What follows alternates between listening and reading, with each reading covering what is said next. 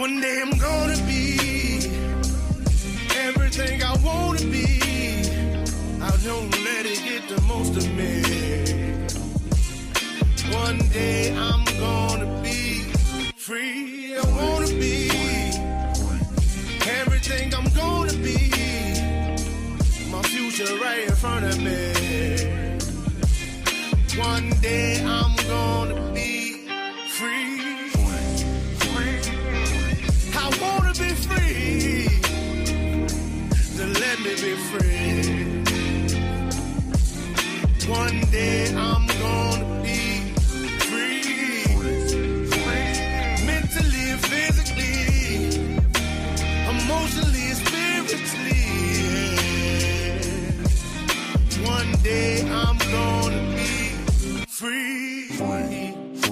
I'm standing at the crossroads. I'm feeling like a lost soul.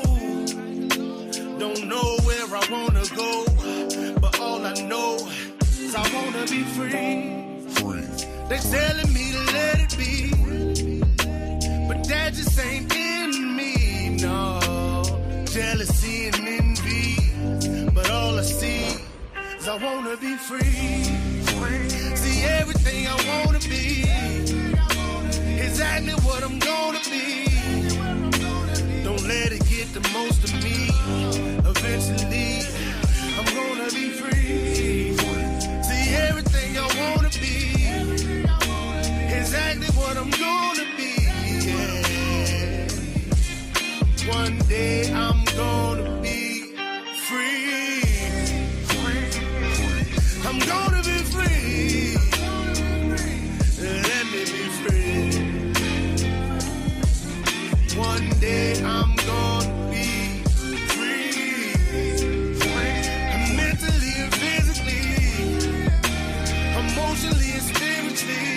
Yeah. One day I'm gonna be free. I told them take their aim off me. Stop trying to get a name off me. If they would just let me be, I'm gonna be free. I told them take them chains off me and throw away the locks and keys. If they would just let me be, eventually I'm gonna be free. They're back.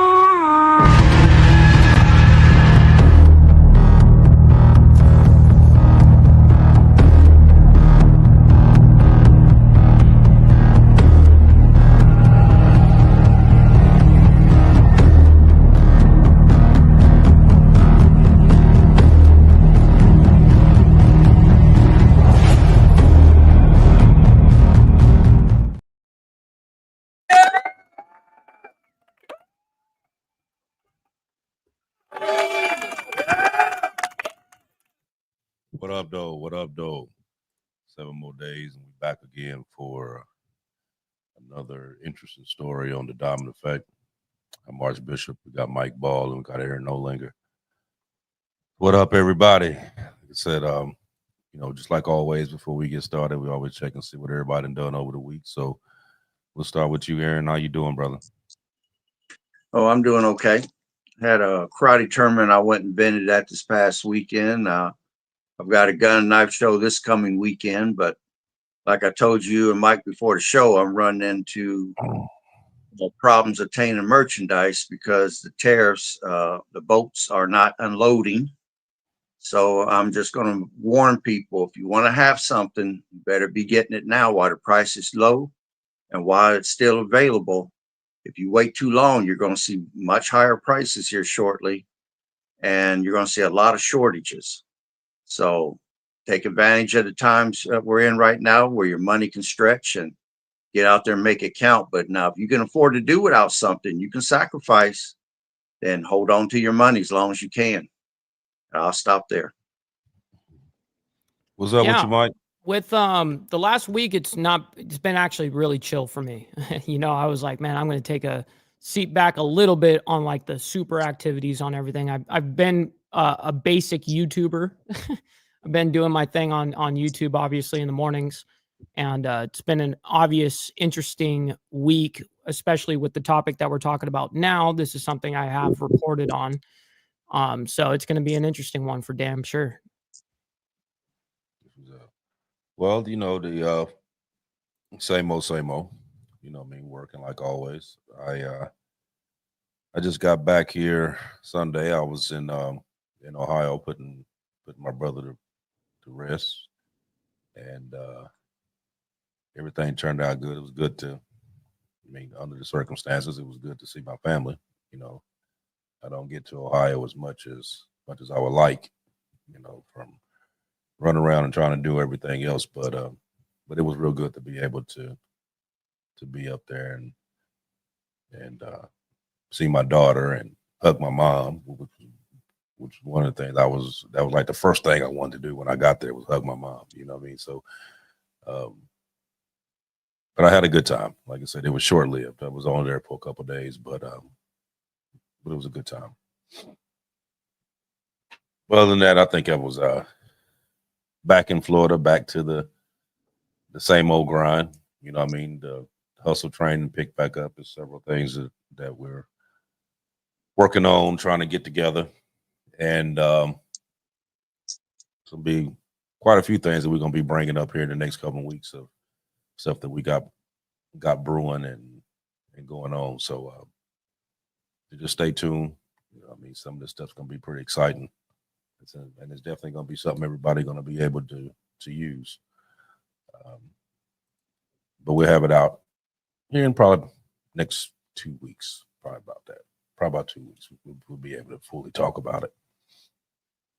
But one of the things I talked about last week is, if you remember, I was talking about the people that had got a hold of me wanting to redo our intro. So I told them, I said, well, if you got ideas, then send them, and we'll play them, and we'll do a vote on it, and we'll see who wins. You know what I mean? So we extend it out to everybody. And it's still not too late. If you got an idea, you want to do it, you can send it in. Make the little 30, 45 second intro video and send it in. And so the winner this week, like I said, we're going to play both, and we're going to let you vote while we're doing the show. So we're going to do number 1, number 2.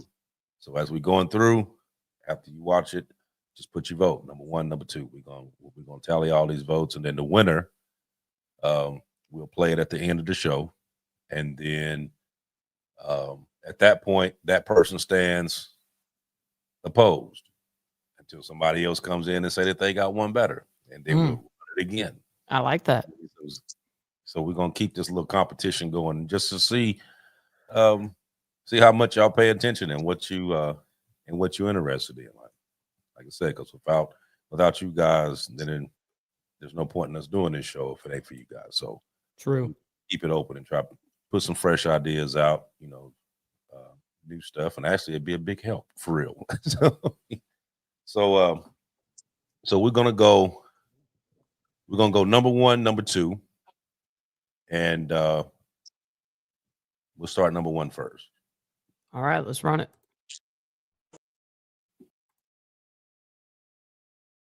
I want to know, because that don't make sense. Why would you do it to your friends and not them two right there? But when we talking about this, we got to put it all out there this time.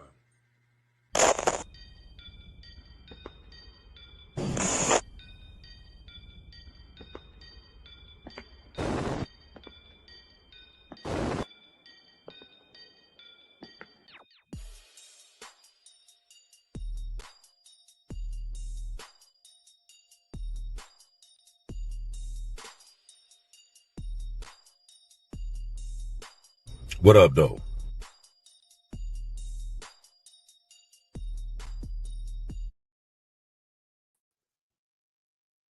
Okay, that was number 1. I'm going to play number 2.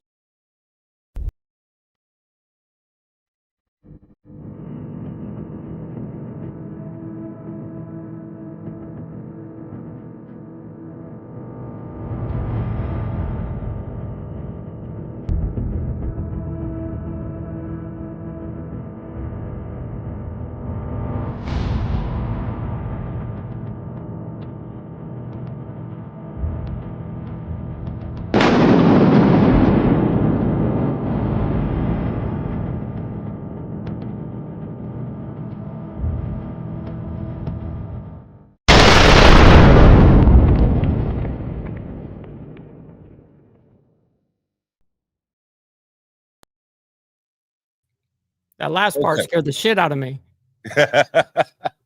Yeah, so we got so those were the first two that we got in. So for you ones watching, put in your vote. Number 1, number 2.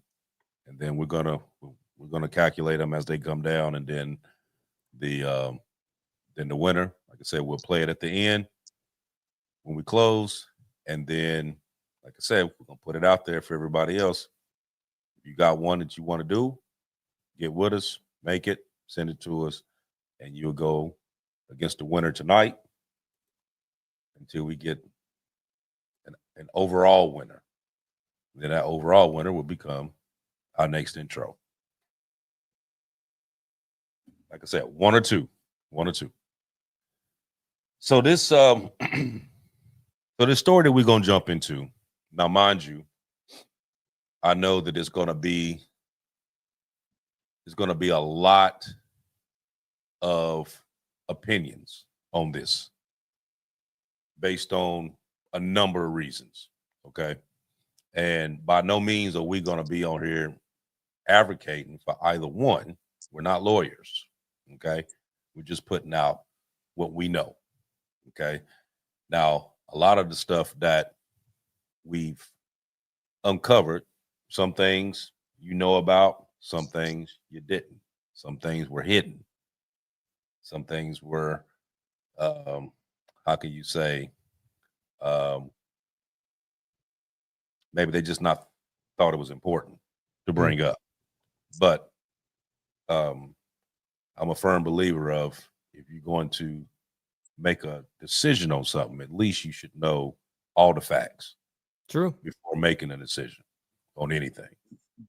So what I'm gonna do is I got a quick little 25-second little video, and then we're gonna jump right into this. Okay. Perfect. Now to an update on the Maryland man mistakenly deported to a notorious mega prison in El Salvador. The Trump administration filing their first status report to a federal judge. An official with the State Department declaring in a sworn statement that Kilmar Abrego Garcia is in that prison and that he is alive and secure. A federal judge ordering the White House to return Garcia back to the U.S. Okay. So what we have here is a gentleman by the name of Kilmar Abrego Garcia. And he was deported from Maryland and was sent to an Salvadorian prison roughly 21 days ago. Now, a lot of people say, okay, why are we talking about this one in particular person? Well, the reason why we're talking about it is because, according to what we're hearing, is that he was taken unjustly. He never should have been taken in the first place. So, but here's what we know about him so far. So we know that he came into the U.S. Illegally back in 2011. And the reason for him coming here was that back in El Salvador during that time, there was a lot of different gangs there. And him, along with his family, was actually being persecuted by these gangs. His older brother, Caesar, was sent to America first, and he obtained his citizenship in America. Later on, Abrego was sent to America as well. Now, I think it started with him back when he was 12. They were these different gangs wanted him to be in either one of these gangs or whatever, and they were threatening the family, threatening the sisters, to the point that his parents had to basically shut down their business and do what they needed to do to get their kids safe. So he ends up in the U.S.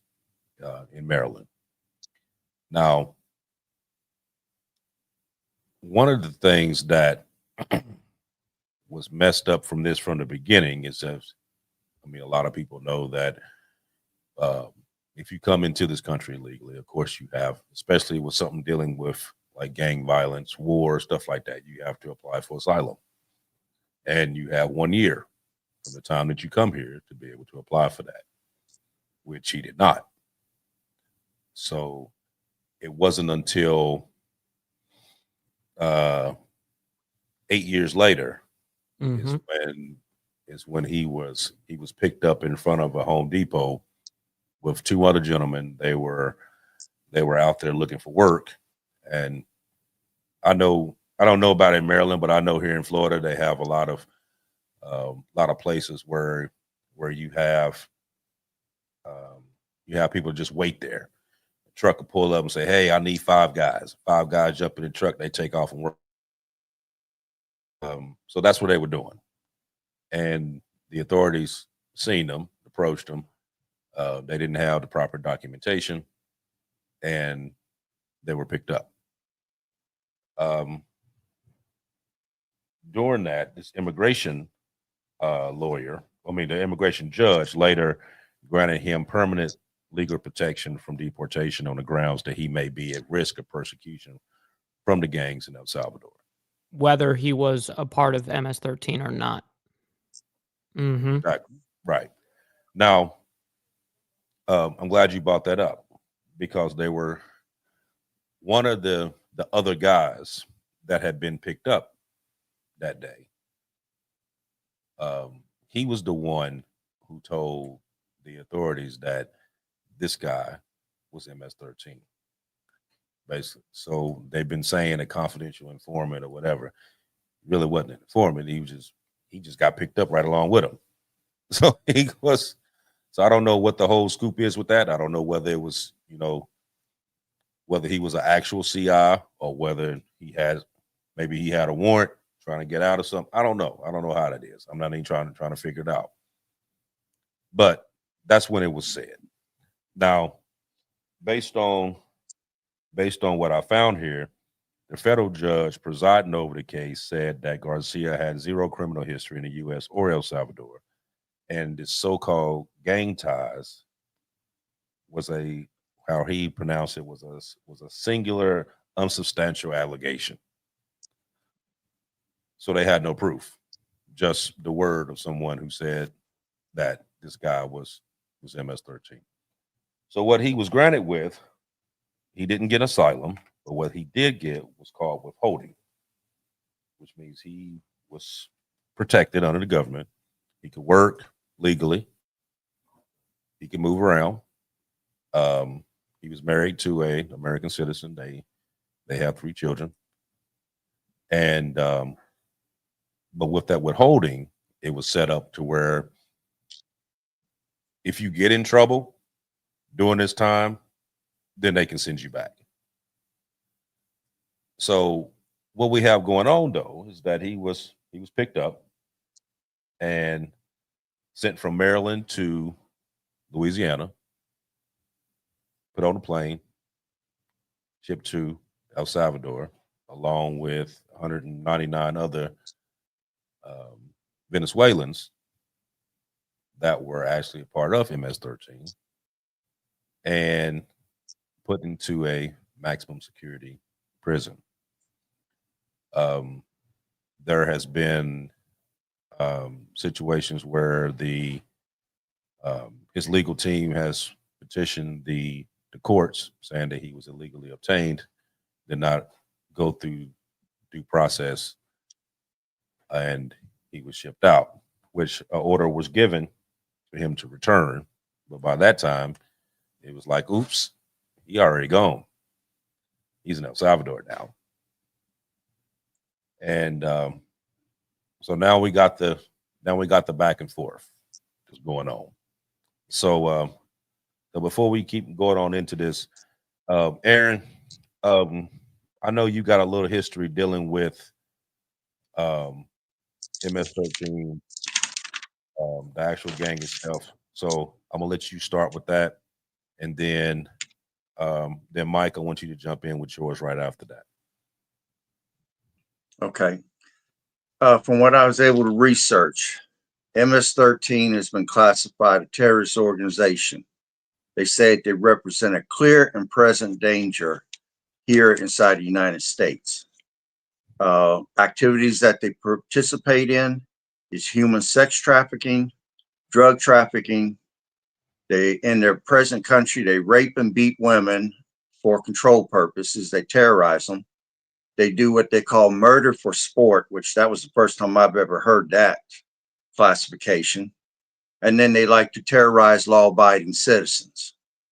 Now, on February 6th of 2025, under public notice 12675, it designated MS-13 and other similar like organizations a foreign terrorist threat. So that's what I have, and that classification was given to them just recently. So any gang members that's listed as a foreign terrorist threat, as an elderly person, I don't feel that they should be here. I have fear for the future, for my daughter, for the safety of my grandchildren. I do not want violence that's happening in Colombia, Mexico, Venezuela, places of that nature, or the beheadings and stuff. I don't want to see that on American streets.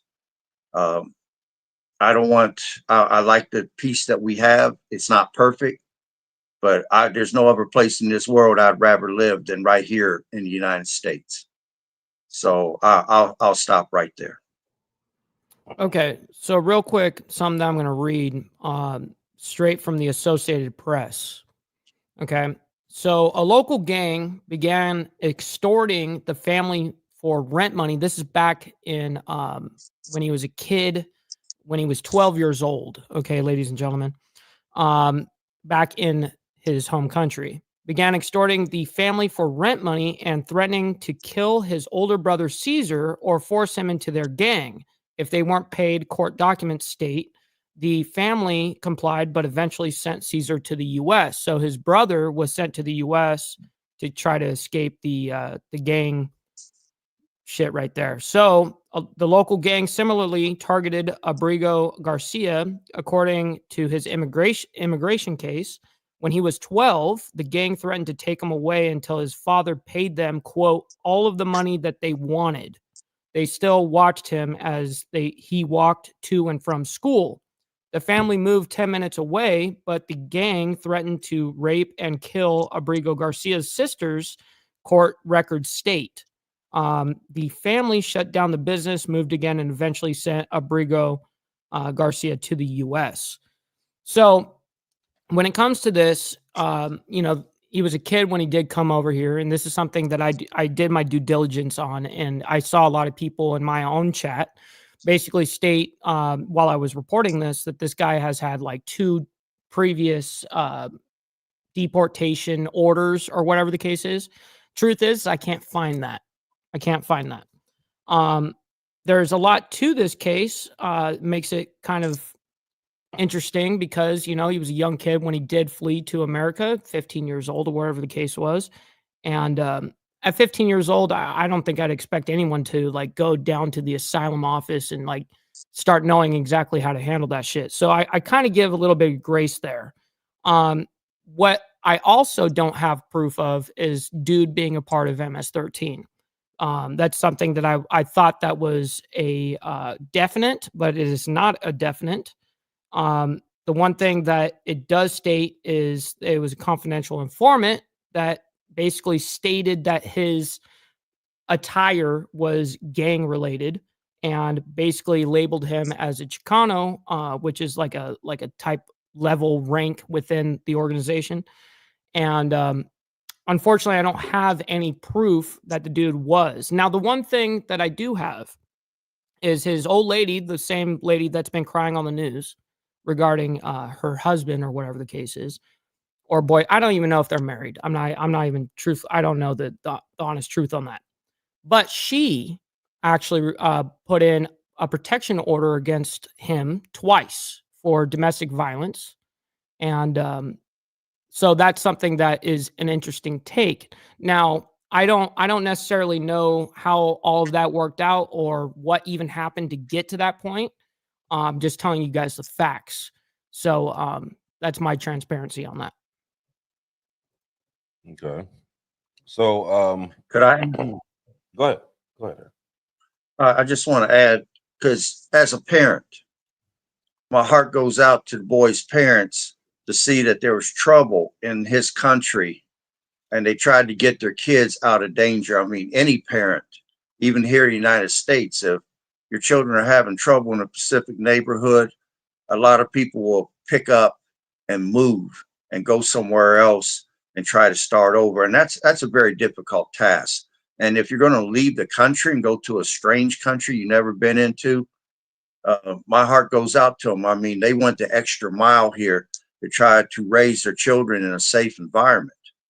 But then I'm also have concerns with them trying to label him MS-13 because I couldn't find solid evidence either. I'm wondering, was he a hangaround? Was he just someone that hung out with some of the guys? And because of that, they pointed their finger at him and said, well, he's got to be MS-13. I mean, we have hangarounds on the motorcycle scene, and they're not members of an organization. They just like coming out and hanging out and fellowshipping with people. So, I'm uncomfortable with this subject because I can't find solid evidence. So I don't want to slander the guy's name any kind of way, but I'm gonna stop there. Okay. So with the two domestics, from my understanding, that they were both dismissed.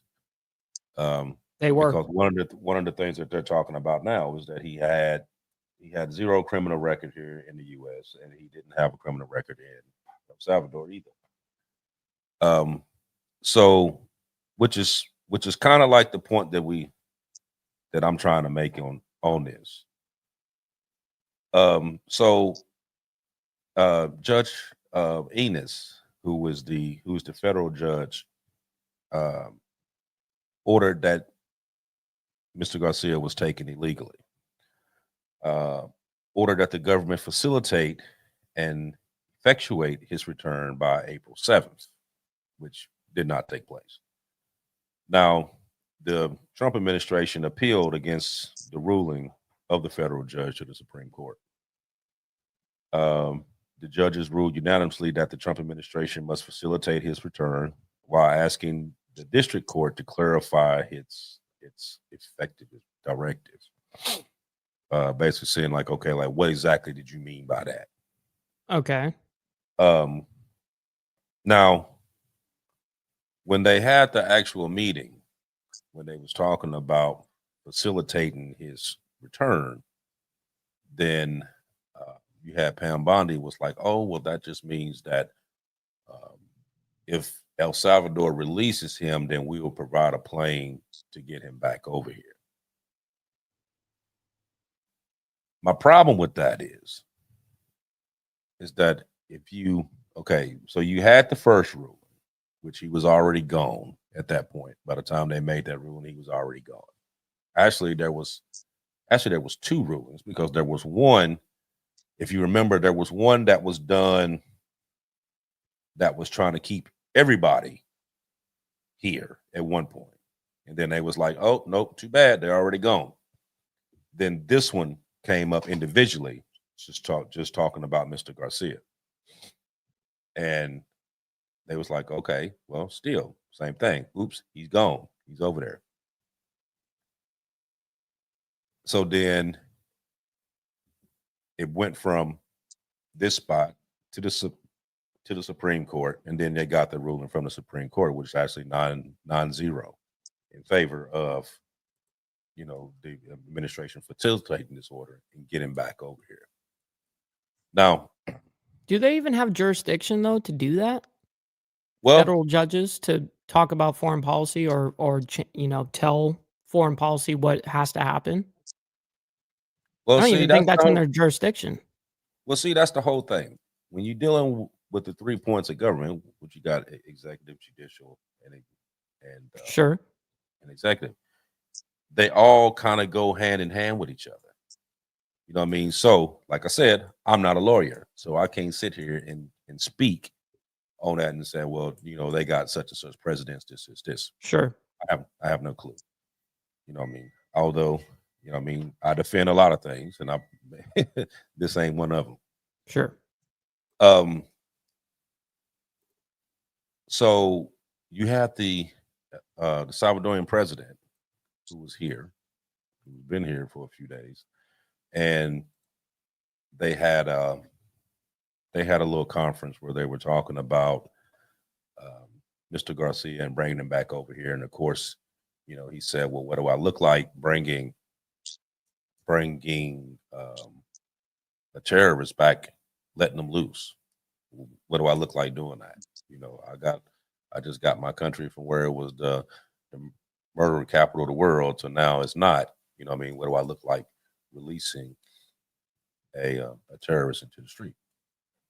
But the thing is, there's no proof going to that. You have no proof saying that this man was a terrorist. You have no proof saying that this man was even in MS-13.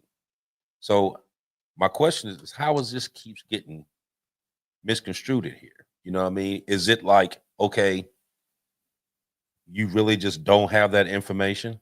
Or is it that you trying to cover up the fuck up that you did instead of just fixing it? You know what I mean? Which kind of seems like that's what a lot has been going on these days. Like instead of just fixing the problem, man up to what's going on and fix the problem, you take extra steps to bullshit your way through it. You know what I mean? You still don't have no proof on this man. You still got this man sitting in prison. Now, they went back to court yesterday for the same thing. And then the judge came through with another set of orders that had to be done. You had like a 2-week period that, you know, XYZ had to be done in order, you know, to be satisfied by the courts. And, you know, I mean, I'm pretty sure that one of them has to be to get this man back across the water, which you keep playing this little cat and mouse game. This keeps going back and forth here. You know what I mean? And like I said, why everybody's playing cat and mouse and sitting here, you know, you making this person out to be this notorious gang member and blah, blah, blah, blah. And that's based on what we found. We don't see that. So what's the problem? Why are we keeping this man here? So I'm going to play, I'm going to play one video here. Actually, there's two. I'm going to play one and then I'm going to jump right into the other one. Okay? Cool. Probably like 2 minutes. And then we'll jump back into this conversation. President Donald Trump says that he wants to deport American citizens convicted of crimes. He says it will help the prison population and save money. But there are questions about whether this is even legal. Perry Russell with more in Washington. In a live stream broadcast from inside the Oval Office, President Trump can be heard telling El Salvador's President Nayib Bukele he wants to send American citizens convicted of crimes to prison in El Salvador, as Trump calls them homegrowns. I said, homegrowns are next. The homegrowns built. You got to build about 5 more places. Yeah, that's fair. All right. It's not big enough. Bukele has taken in hundreds of migrants deported from the U.S. accused of being gang members, sending them here to this mega prison called SECOD in exchange for millions of dollars. Trump mentioning the idea again minutes later to reporters as he sat down with his cabinet, including Attorney General Pam Bondi. To Pam, I don't know what the laws are. We always have to obey the laws, but we also have homegrown criminals that push people into subways, that hit elderly ladies on the back of the head with a baseball bat when they're not looking, that are absolute monsters. I'd like to include them in the group of people to get them out of the country. Trump says it would help with America's prison population. According to the Department of Justice, in 2022, there were more than 1.2 million people in prisons in the U.S. Trump's call to deport American criminals opens a trove of legal questions. Ultimately, whether Americans can be kicked out of their own country. Trump says sending criminals to El Salvador would save the U.S. money with what he calls great security. We have a huge number of prisons, and then we have the private prisons, and some are operated well, I guess, and some aren't. But he does a great job with that. We have others that we're negotiating with too. But no, if it's If it's a homegrown criminal, I have no problem. In a new interview with Fox Noticias, Trump is repeating calls to deport American criminals, saying we are looking into it and we want to do it. I would love to do that. Perry Russell, ABC News, Washington. Can President Bukele weigh in on this? Do you plan to return him? Well, suppose you're not suggesting that I smuggle a terrorist into the United States, right? How can I return him to the United States? Like I smuggle him into the United States, or what do I do? Of course, I'm not going to do it. It's like, I mean, the question is preposterous. How can I smuggle a terrorist into the United States? I don't have the power to return him to the United States. But you can release him inside of Salvador. Yeah, but I'm not releasing. I mean, we're not very fond of releasing terrorists into our country. I mean, we just turned the murder capital of the world to the safest country of the Western Hemisphere, and you want us to go back into the releasing criminals so we can go back to being the murder capital of the world? No, that's not going to happen. Okay, so I played 2. Mm-hmm. Okay, what's your thoughts? Oh, you want me to go first? Okay. Either one. Again, I don't know if this guy's really guilty. If he's actually an MS-13 member, I say get him up out of here. If he's a hang around, and because they say birds of a feather flock together, I mean, if he was seen hanging out with known gang members, anybody seeing that don't know the situation would automatically assume he's a part of it. So he's going to have to take responsibility for the crowd he's hanging with, if that's the reason why he got picked up. But if he's innocent, I hope he can beat the rap. I don't know enough about this man to draw a conclusion either way. But again, as an elderly person, I want our streets to be safe to walk up and down. I want my children and my grandchildren to be safe on these American streets. I don't want foreign gangs in here doing animal acts against decent people. I don't want to see that at all. And I'll stop there. Yeah, when it comes to this president of El Salvador, he's hardcore against gangs. As you guys know, it's a damning task to go ahead and try to turn the murder capital of the world to the safest, country in the Western Hemisphere, as claimed, right?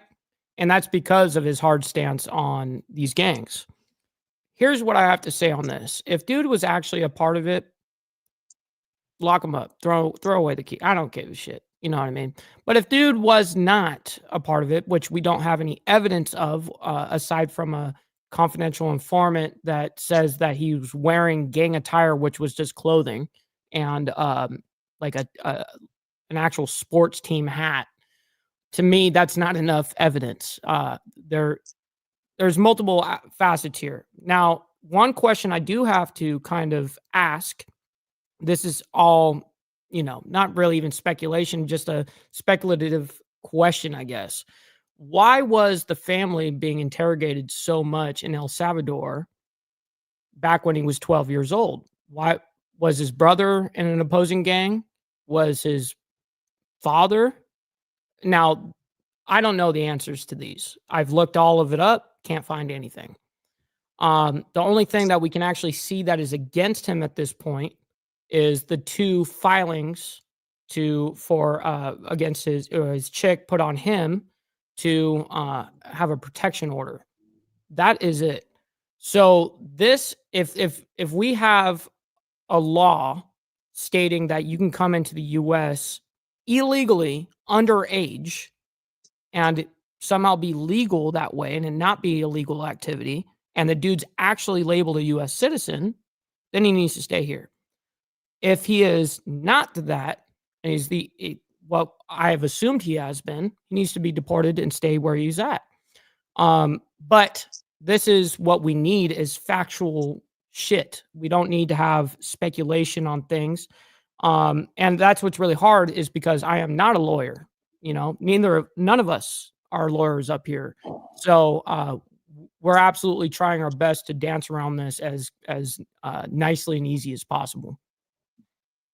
Okay. So this is what I got out of most of this.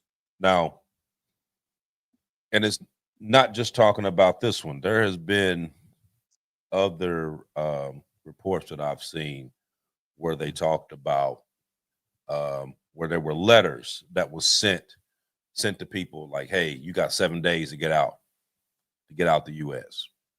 There was a lady that was on the news just the other day. She was an actual immigration lawyer that they had sent her a letter telling her that she had 7 days to get out the U.S. And she was like, what do you mean? I'm a U.S. citizen. What do you mean I got to go? I don't got to go anywhere. But then they was like, oh, that was a mistake, being the fact that her name was on so many different documents for different stuff because she worked for immigration. But then there was another story that I read that they were talking about. Now, at first, when this whole deportation thing started, and they said at first that they were getting rid of these gangs and criminal organizations and stuff like that. They were deporting them first, and with that, I was like, absolutely, that's what that's what you need to do. Being the fact that Venezuelan opened up their prisons and let everybody come here any damn way, they just cleared house. Now, with that, I agree with. But then when they start talking about that it was people that were being deported that had no criminal record whatsoever, I paid attention to. When they started talking about people that were actually in the process of receiving their green cards that got deported, that had once again, no criminal record, stuff like that. They were, so it was like, okay, so you got these people here that was actually going through the process to become citizens, got deported. Now you got this one here. Now, a lot of this that they were talking about, they were saying that a lot of these people didn't have actual due process, which means they never actually went to court and the judge ruled and said, okay, we got to send you back. These were just people that ICE was just picking up left and right and sending them without proper due process. So you would think that if this man here would have actually went to court like he should have, then they would have seen that he was not supposed to go when he went on back to the house, as opposed to you just snatching people, throwing them on a plane and sending them out.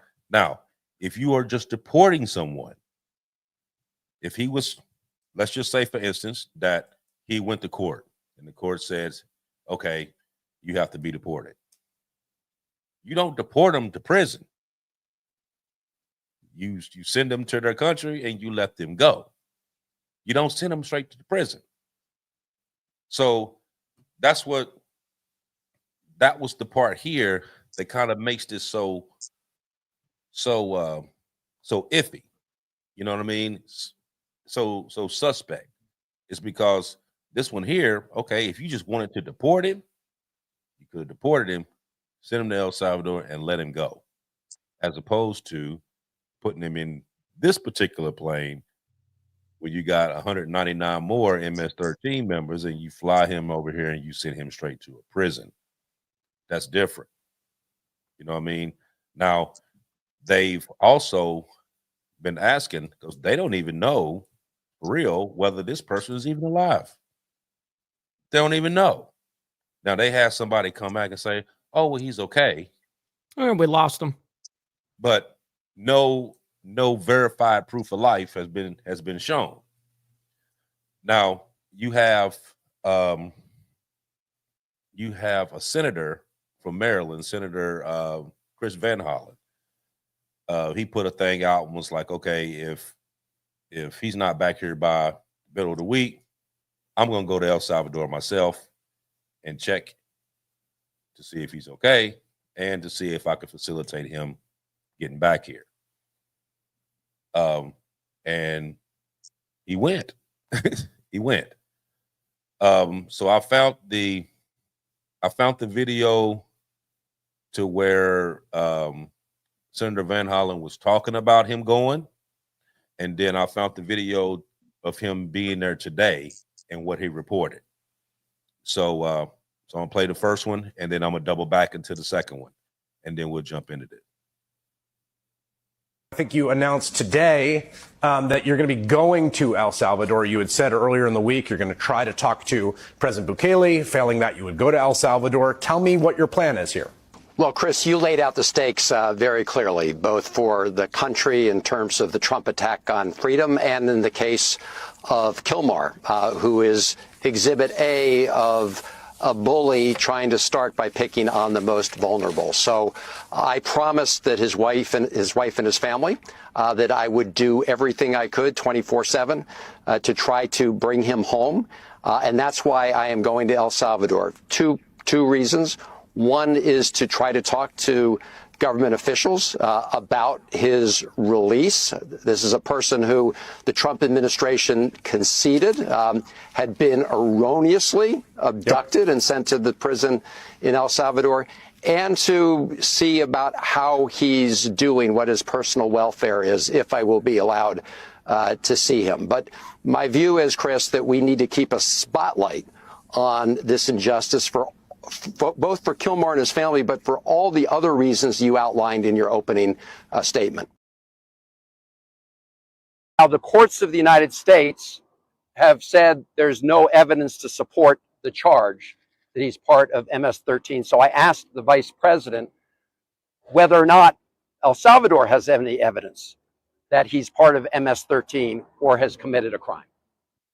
So I asked the vice president if Abrego Garcia has not committed a crime, and the U.S. courts have found that he was illegally taken from the United States, and the government of El Salvador has no evidence that he was part of MS-13, why is El Salvador continuing to hold him in CCOT? And his answer was that the Trump administration is paying El Salvador, the government of El Salvador, to keep him at CCOT. And I pointed out that neither the government of El Salvador nor the Trump administration has presented evidence to support the claim that he's committed any kind of criminal acts. And so why not release Abrego Garcia today? And he said what President Bukele said the other day at the White House, which that El Salvador can't smuggle Mr. Abrego Garcia into the United States. And I said, I'm not asking him to smuggle Mr. Abrego Garcia into the United States. I'm simply asking him to open the door of CCOT and let this innocent man walk out. And I pointed out that the Attorney General of the United States, Pam Bondi, has said that the United States would send a plane to El Salvador to pick him up. And why did she do that? Because the Supreme Court of the United States, in a ruling of 9-0, has said that the Trump administration has to facilitate his return to the United States. Now, there's no evidence that the Trump administration is complying with that order. There's no evidence that they're complying with that order. In fact, the United States Embassy here has told me they've received no direction from the Trump administration to help facilitate his release. So the Trump administration is clearly in violation of American court orders. But that still leaves the question, why is the government of El Salvador continuing to imprison a man where they have no evidence he's committed any crime, and they've not been provided any evidence from the United States that he's committed a crime?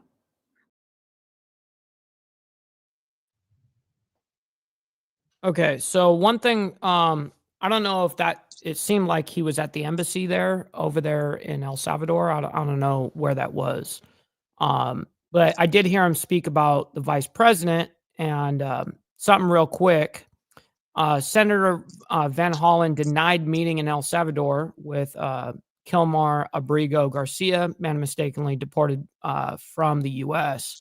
During the first day of his trip to El Salvador, Maryland, which is today, Maryland Senator Chris Van Hollen was denied a meeting or phone call with Kilmar Abrego Garcia, the Maryland man who was mistakenly deported to that country. Van Hollen was able to meet with the vice president of El Salvador, however.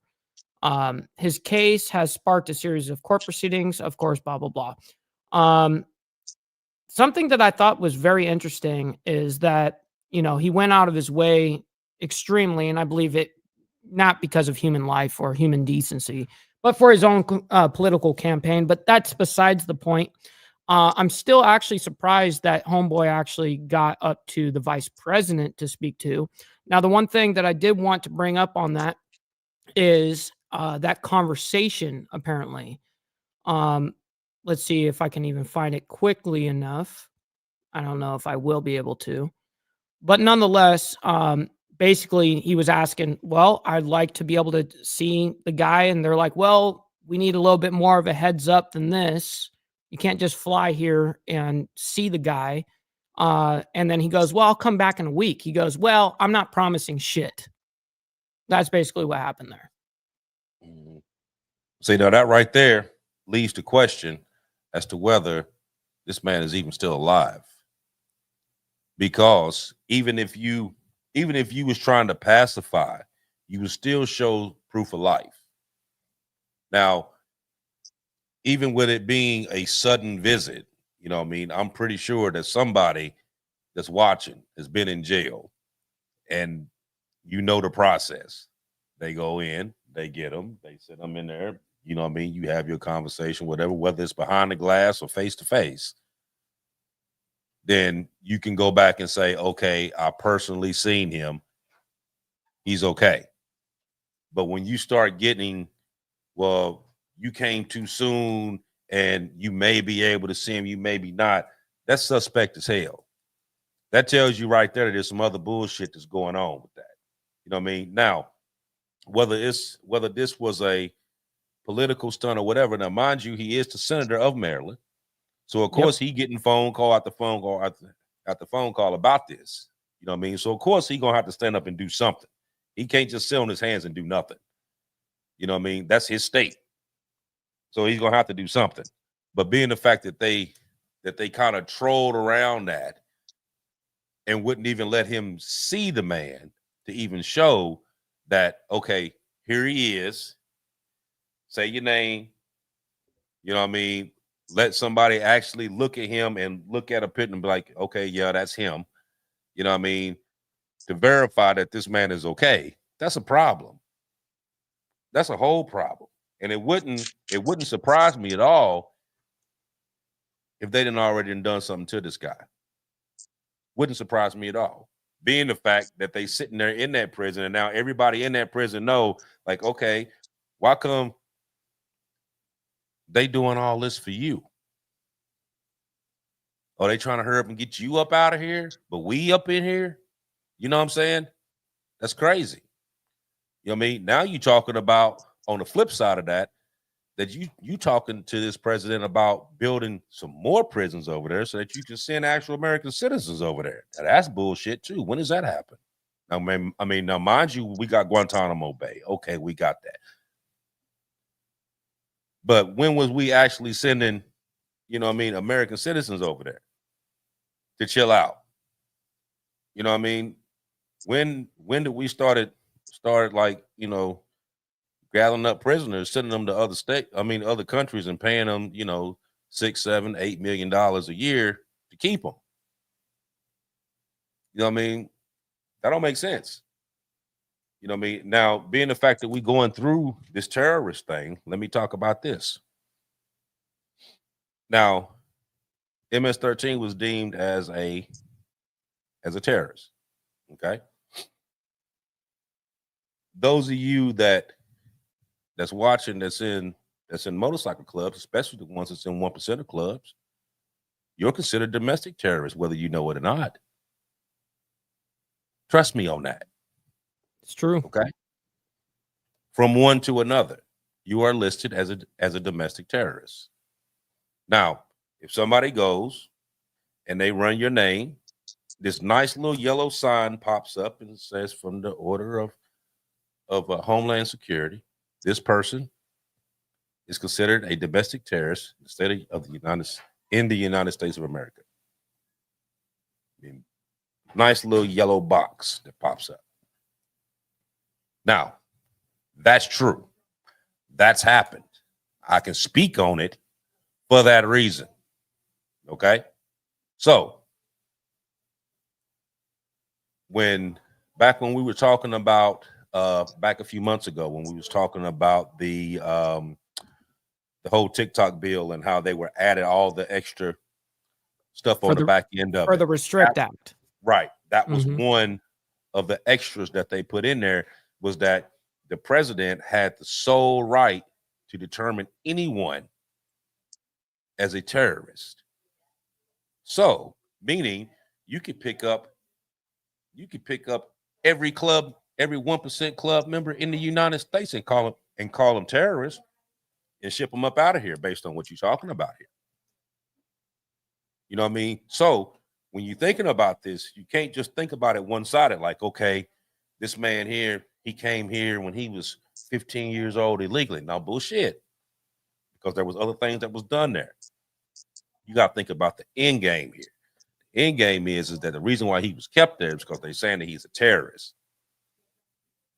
It's that word, excuse me, it's that word that's been said.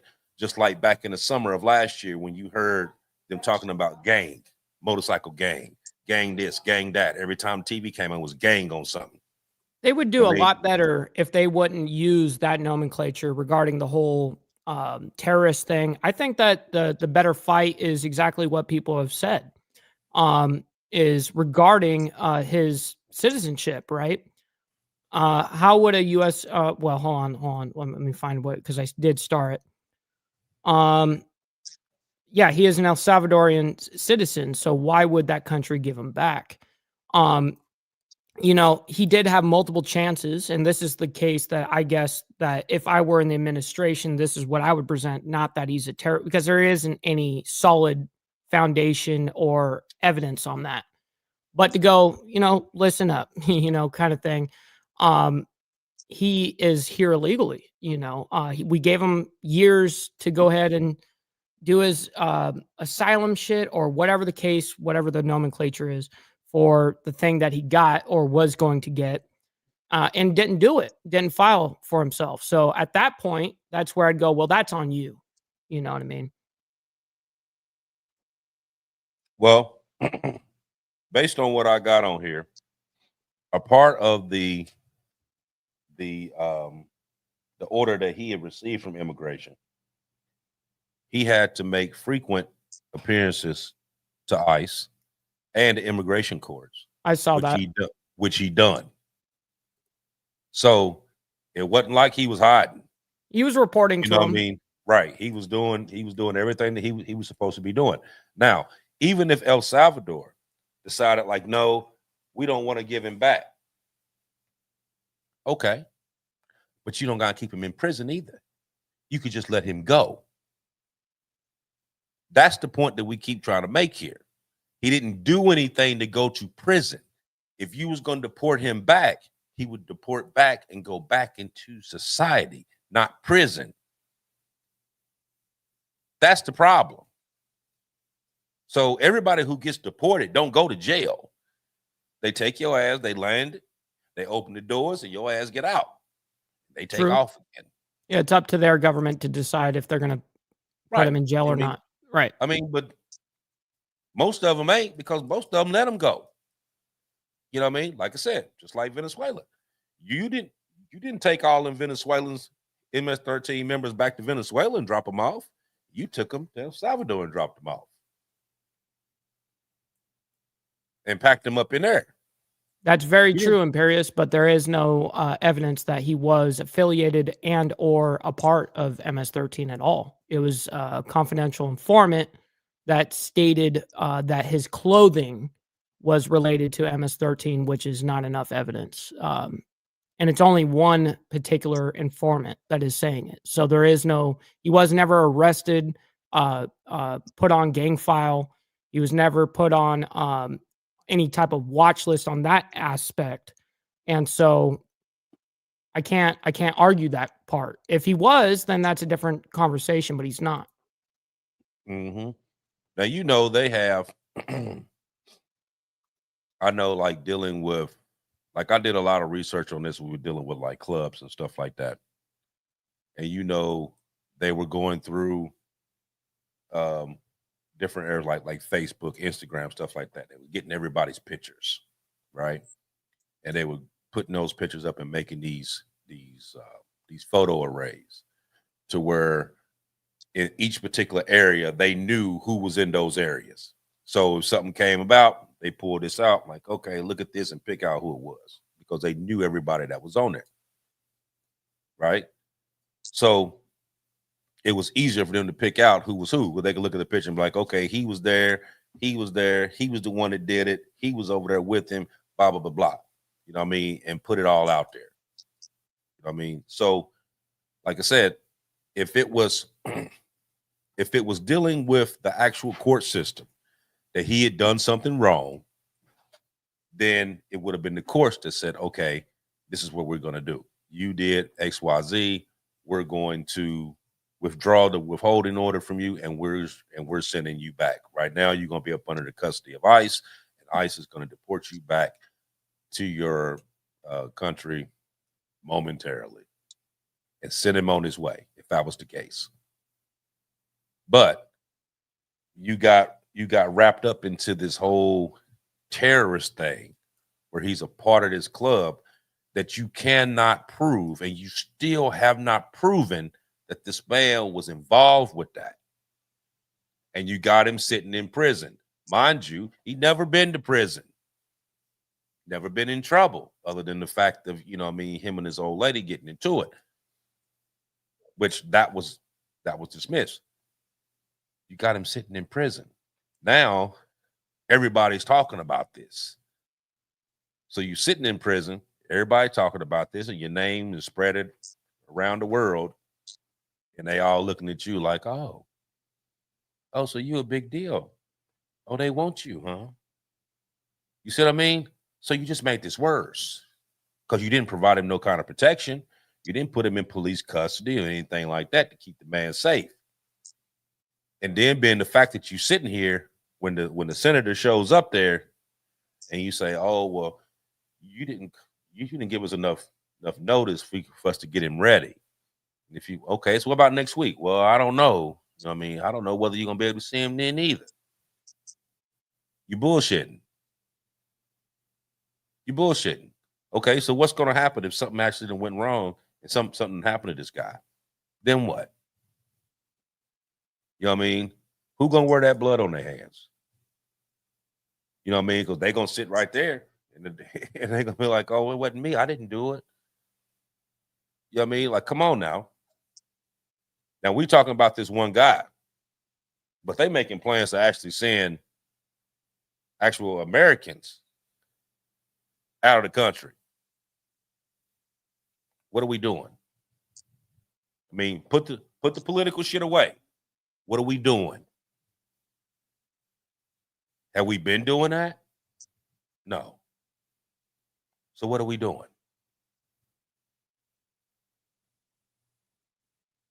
Anybody? Aaron? Mike? Have an What are answer we on doing? that one. That's a problem. Unfortunate situation. What if they come to you, Mike, and say, okay, based on the fact that you in that club, Sure. you are considered a domestic terrorist. Come with me, sir. Mm-hmm. And before your mom and dad could get up here to find out what's going on, you on a plane going to. Well, luckily going to El Salvador. luckily I was born here. You can take me to prison. No, I'm saying, You know what I because mean? that's You what- can take me to that's prison all one day of the things they're long. talking about. I'm saying Right. because that's one of the things that they're talking about. I get it. So let's just say that happened. Okay, God forbid, but let's just say that happened. By the time your mom and dad figured out who it was that they need to talk to get something going, and then they'd be like, "Oops, he already in Louisiana on the plane. He gone. He gone. See ya. Now what? Now what? What did you do? Nothing. Right. What was you convicted of? Nothing. Nothing. Right. Would you go to court for? Nothing. You see what I'm saying? You see how Totally. easy that can be? That can be fucked up. Totally. How easy I that agree.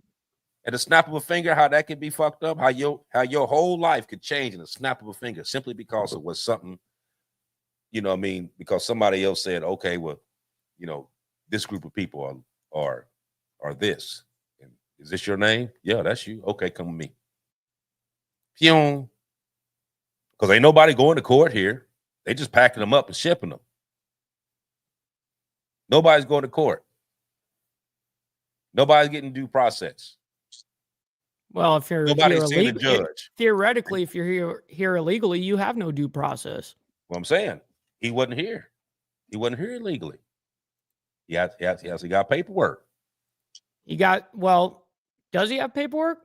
I Yeah. mean, I know that he came here and legally you can come here as a minor and get in, but then they give you a grace period of like, okay, when you're you got to file.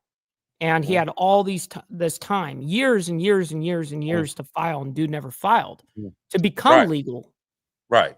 Like I said, when he came in when he was 15, and then 2011, and in 19, when he went to the judge, they gave him permanent legal protection, which means they can't do nothing to him. He can go to work. He can do everything he's supposed to do. He even paid fucking taxes. You can do all of that as long as you follow the guidelines. Report to ICE, report to the immigration courts. As long as you do what they ask you to do, you're fine. And that's what the man was doing. But what about these other people, though, that's been picked up? Or these other people that got the letters, they got the 7-day notices that they got to get the hell on. You know what I mean? Or they're going to pick you up. Because it was a whole lot of them. A lot of them were students that had 7 days to, pack it up and get the hell on up out of here. Or we're going to pick you up. Now, when they pick them up, where are they going? They ain't going to jail. They just going to send them back to their country. So if you don't have nothing on the man, you don't have no criminal record on him, you don't have no proof that this man was involved with any of this shit that you're talking about right now. Number one, stop putting him out to be that. That's exactly what they're doing. They coming out there talking about, he's in the gang and he's a terrorist. No, he's not, because you can't fucking prove it. Stop saying it. You know what I mean? That makes an ass out of you and everybody else is sitting there standing beside you because you can't prove the shit. Let the man go. If you don't want to send him back, you don't want to send a plane to go get him, at least let him go. That's the key word. Let him go. Because he's not a criminal. Let him go. That's all I'm going to hit with it. You got anything, Aaron? No. But I am going to say that if you're part of any organization that's deemed to be a terrorist, you're going straight to Guantanamo Bay.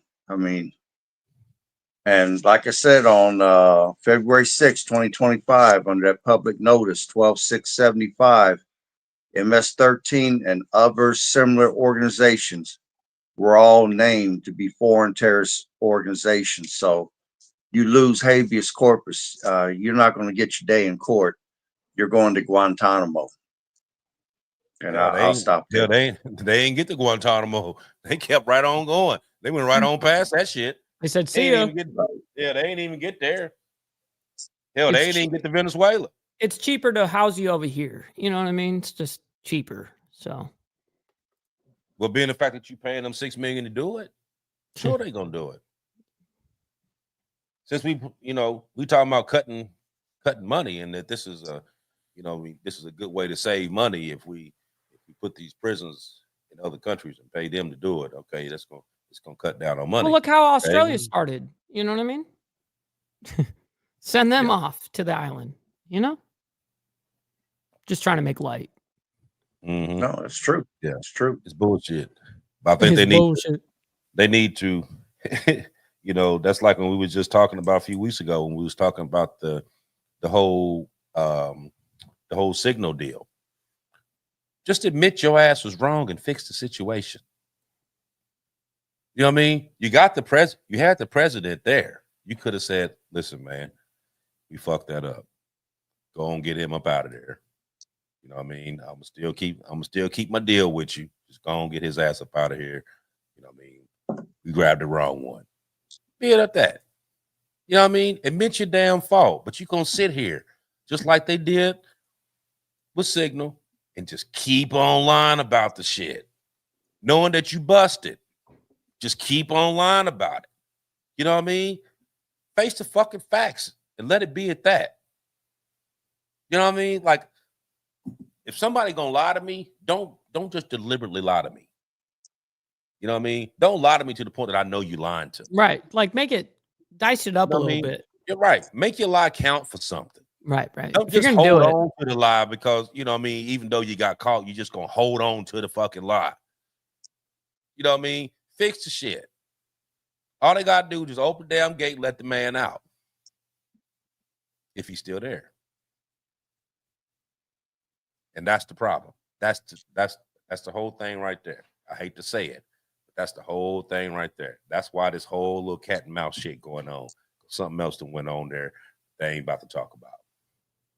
Yeah, this one's a lame situation all the way around, you know, and truthfully, it's a hard situation for the Trump administration to lay their hat on this one. You know, they did say, hey, well, even Pam Bondi came out and said, yeah, you know, if they want to release them, then we'll take them back. And we know how that went, right? Right. See, but that's what you're telling us. Right. That's true. But you know that could easily be fixed. But just them two just sitting there and like, hey, man, let him go. We're going to do X, Y, Z. Well, everything is negotiable. Everything is negotiable. Everything. You're right. Easily. Especially being the fact that they getting money from us like everybody else. Real easy to work something out. But like I said, we're gonna keep following up on this and see what the next event's gonna be. You know what I mean? I pray that everything works out for them, that this man comes back well and not hurt in any way, which I mean, it's kind of hard to think, but I pray that that everything works out for them. But we'll keep tabs on it, and then we'll update it as we see things that pop up on another show. But like I said, thanks everyone for coming out once again. Like I said, before you leave, like, follow, share, subscribe. You ones on my side, go on Mike's side, hit the like button, vice versa. That's what keeps the bills paid. That's what keeps us all here to be able to put these shows out to you every week. Thank you ones that came in that contribute to the show on both ends. Like I said, there's a lot of work that goes into these shows. I mean, there's a lot of lost sleep, a lot of lost time. You know what I mean? It's many hours that we sit behind this chair, researching computer screens, researching and getting this stuff out there that we're able to put these shows on every week. Like I said, 7 days is not enough time with all the information that we put out there, because I think probably by far we probably put out a lot more information than a lot of these ones that I'll be watching. You know what I mean? True. Based on stuff that we be putting out there. So it's a lot of dedication, a lot of time spent, a lot of time wasted. You know what I mean? So when y'all watching these shows, I hope you really appreciate the fact of the work that we put into these shows every week. But like I said, appreciate each of you for coming out, and we'll have another show for you next week. Go ahead, Aaron. Okay, again, I just want to warn people, these tariffs, or at least the trade war with China, is going to get serious. And I know that last Thursday, all the clothing stores that were small manufacturers in China shut down. And then on Friday, the major clothing manufacturers shut down. We have unemployment insurance here for the layoffs that's going to occur here. They've got nothing over there. And when it comes down to a case of wills, who can outlast the other is going to win this trade war. And I hope it's us, because the losers' economy is going to be wrecked. So right now, while your money can stretch, I'd be stocking. Don't get caught short, because when the price doubles or goes up for a period of time, if you're bobbing in the water now, you'll sink, or you're going to swim, one or the other. So get out there and get in front of this and make your money count. And I'll leave it at that. With that being said, this conversation, I think all of this, whether people get in their emotions or not, is irrelevant, right? I think that these conversations are well needed on each side of the equation, right? I think being able to have these conversations is exactly how we end up finding out and digging and having people actually know the facts rather than feelings. I think that is a fantastic way to go ahead and be transparent with everybody, is just lay out the facts. Listen, with that being said, ladies and gentlemen, thank you all so much for hanging out with us. Make sure you guys hit that like button on both sides. If you guys are on my side, make sure you guys go over to Archbishop, subscribe to him and hit that like button as well. And if you guys are on my side, man, we're going to be rating our buddy Tom Foolery. So stick around for our lefty homies over there. He's a great dude. So make sure you guys show a little love over there. I always appreciate all of you guys in your engagement, you guys participating. This is exactly how this show is done, man. And very honored with that. So with that being said, go ahead. And before you close out, we got the we counted up the votes from tonight and on the Facebook Diamond Effect page. And we're gonna play number 1 as our winner for the night. So like I said, if anybody else got some ideas, they want to put it in, they want to make a intro for it to be submitted to go against this one here, you got our information, shoot it to us, and we'll give you the information as to what to do. So are you done, Mike? Yes, sir. Much love and respect to you guys, man. Thank you guys. All righty. Peace out, people. I want to know, because that don't make sense. Why would you do it to your friends and not them two right there?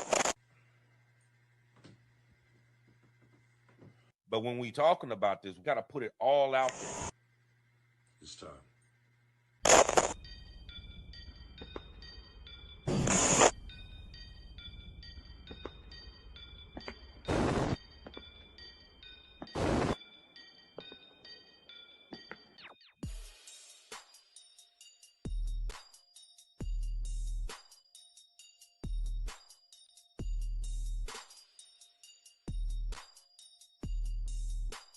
What up, though?